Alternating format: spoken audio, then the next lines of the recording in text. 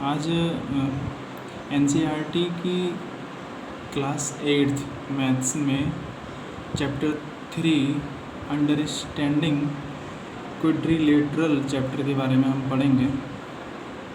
इसकी जो पहली एक्सरसाइज है 3.1, तो 3.1 में जो पहला क्वेश्चन है उस क्वेश्चन से ही हम समझते चलेंगे। पहला क्वेश्चन है given here are some figures. यहाँ पे कुछ फिगर्स दे रखे हैं, उसके बारे में जानना ही आपका पहला क्वेश्चन है।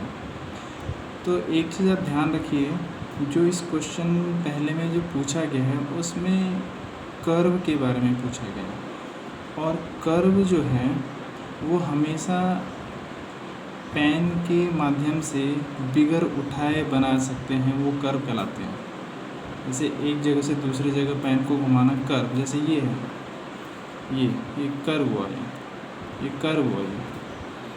अब यहाँ पे जो कर्व नहीं है उसके बारे में आप समझ लीजिए, फिर बाकी आप आंसर में समझ जाएंगे।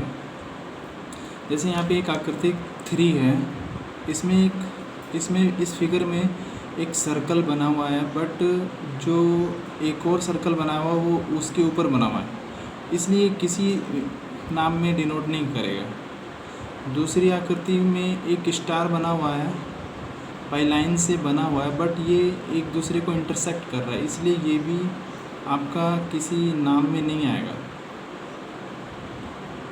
फिगर 8 में एक सर्कल ऊपर बना है, एक सर्कल नीचे बना है, दो जगह क्लोज्ड हो चुका है और फिर उसे एक लाइन से मैच कर दिया, इसलिए ये भी किसी नेमिंग में नहीं आएगा। अब देखिए पहला जो है सिंपल कर्व। सिंपल कर्व किसे कहते हैं? वो जो पेन से हम घुमा करके बना दें, लाइन से चाहे सर्कल के माध्यम से। तो जैसे पहली आकृति है ये सिंपल कर्व होगी, क्योंकि एक लाइन के माध्यम से इसे घुमा करके इसको क्लोज्ड कर दिया गया। तो कर्व तो है बट क्लोज्ड है, लेकिन कर्व भी है ये। दूसरी आकृति में भी एक क्वाड्रिलेटरल ही है ये, जिसको एक साइड से घुमा करके फिर क्लोज कर दिया, ये भी कर्व। इसके बारे में बता दिया आपको, इसके बारे में भी बता दिया, ये शेप में नहीं आएगा, इसके बारे में भी बता दिया, शेप में नहीं आएगा। पांचवी जो है फिगर है उसमें एक सर्कल से दो सर्कल हाफ लगभग दो सर्कल आपस में मैच कर दिए, तो ये भी कर्व है। 6 में एक सर्कल को घुमाते हुए बना दिया है, ये भी आपका कर्व है। 7 में लाइन खींच करके फिर एक सर्कल से मैच कर दिया, तो ये भी कर्व है। तो आपको ये समझ में आ जाना चाहिए कर्व क्या होते हैं।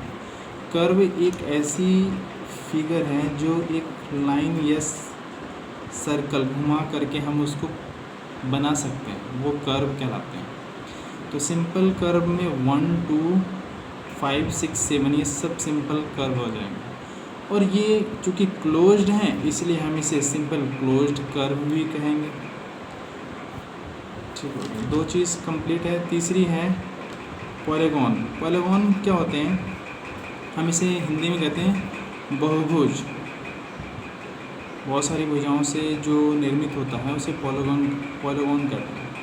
तो पॉलीगॉन यहाँ पे आप देखेंगे ये भुजाओं से ट्रेस हो रहा है, तो this is polygon 1 is yes, and second में आल्सो ये भी देखिए भुजाओं से, रेखाओं से निर्मित जो आकृति होती है वो बहुभुज कहलाती है या पॉलीगॉन कहलाती है। तो दो ही जो हैं भुजाओं से निर्मित है, इसमें ये सर्कल आ गया इसलिए ये पॉलीगॉन नहीं होगा, इसमें भी नहीं होगा, और इसमें ये तो भुजाएं लाइन तो हैं बट ये सर्कल आ गया इसलिए ये भी पॉलीगॉन नहीं होगा। पॉलीगॉन में आपका सिर्फ आ जाएगा 1 और सेकंड। सिंपल कर्व में 1, सिंपल क्लोज्ड कर्व में 1, सेकंड और 5, 6 और 7। इसलिए सिंपल कर्व में यही सेम यही हो जाएंगे 1, 2, 5, 6 और 7। अब एक चीज़ है जो इम्पोर्टेंट है, वो है कॉन्वेक्स पॉलीगॉन। कॉन्वेक्स माने होता है जिसके एंगल जो होते हैं उभरे हुए हों। उभरे हुए मतलब ऊपर की ओर उभार हो। जैसे इसमें देखिए, यहाँ एक एंगल है, यहाँ एक एंगल है, यहाँ एक एंगल है, यहाँ एक एंगल है और एक एंगल ये है। तो ये एंगल तो ऊपर की ओर बने उभरे हुए हैं, बट ये एंगल अंदर धंसा हुआ है, तो ये कॉन्वेक्स पॉलीगॉन नहीं होगा। इसमें आ जाते हैं, हाँ यहाँ पे है देखिए, सारे एंगल्स ऊपर की ओर निकले हुए हैं, तो ये आपका कॉन्वेक्स पॉलीगॉन होगा, यानी 2 इसका आंसर हो जाएगा। 3 में आ जाएगा, पाँचवा जो है पूछा है वो है कनकेव पॉलीगॉन। कनकेव पॉलीगॉन वो होते हैं जिसमें अंदर की ओर धंसा हो, जस्ट इसका अपोजिट। तो कनकेव में ये पहला ही है, देखिए अंदर की ओर धंसा हुआ है ना, इसलिए पहला आ जाएगा। पहला क्वेश्चन हो गया, आप इसे अच्छी तरह से अपनी कॉपी में नोट कर सकते हैं। Question number 2। क्वेश्चन नंबर 2 में क्या है, how many diagonals does each of the following have. अब आपको बताना है डायगोनल्स कितने होंगे। जो नीचे क्वेश्चन है ABC में, उसमें आपको बताना है कि कितने डायगोनल्स होंगे। तो डायगोनल्स होते क्या हैं, डायगोनल्स को हिंदी में हम कहते हैं विकर्ण, और ये शेप पर डिपेंड करता है कि उसमें कितने डायगोनल होंगे। जैसे पहला है एक कॉन्वेक्स क्विड्रिलेटरल। क्विड्रिलेटरल माने होता है चतुर्भुज, 4 भुजाओं से निर्मित एक हमारे पास कॉन्वेक्स माने जिसके सभी एंगल उभरे हुए हैं, बाहर की तरफ हों। जैसे एक हम बना लेते हैं यहाँ पे,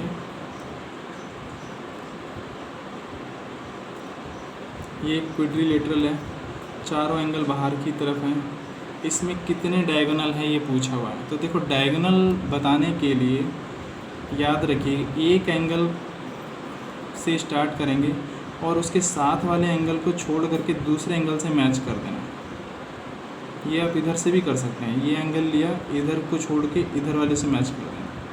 तो एक डायगोनल ये हो गया, दूसरा यहाँ से स्टार्ट करिए और इसके साथ वाले एंगल को छोड़ करके इससे मैच कर दिया। तो इन्हें क्विड्रिलेटरल में कितने डायगोनल होंगे, 2, 1, 2।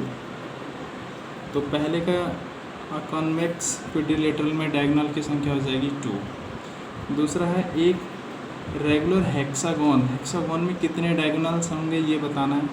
तो हेक्सागोन में यानी 6 साइड से बना हुआ, 1, 2, 3, 4, 5, 6। अब इसमें कितने एंगल्स होंगे, वो कितने डायगोनल होंगे। एक एंगल से स्टार्ट करेंगे, एक को छोड़ करके इसे मैच कर दिया, 1 हो गया। यहाँ से स्टार्ट किया, इसे छोड़ करके 2, यहाँ से इसको छोड़ करके 3, 4, 5, अब ये तो यहाँ से 6, फिर 7, फिर यहाँ से 8, फिर यहाँ से 9। तो आप इस तरह से डायगोनल्स फाइंड कर सकते हैं किसी भी पॉलीगॉन फिगर में। तो आपका हो जाएगा ये रेगुलर हेक्सागोन में 9 डायगोनल्स होंगे। ट्रायंगल, अब एक ट्रायंगल में बताना है कितने डायगोनल्स होंगे। तो ट्रायंगल आप देख लीजिए कि आपके पास ट्रायंगल है। इस ट्रायंगल में डायगोनल्स बताना इम्पॉसिबल है, क्योंकि अगर हम यहाँ से स्टार्ट करें, इसको छोड़ कर के इसमें मैच करेंगे तो ये लाइन हो जाएगी। इसलिए ट्रायंगल में डायगोनल्स की संख्या 0 होती है। ठीक है, थैंक यू।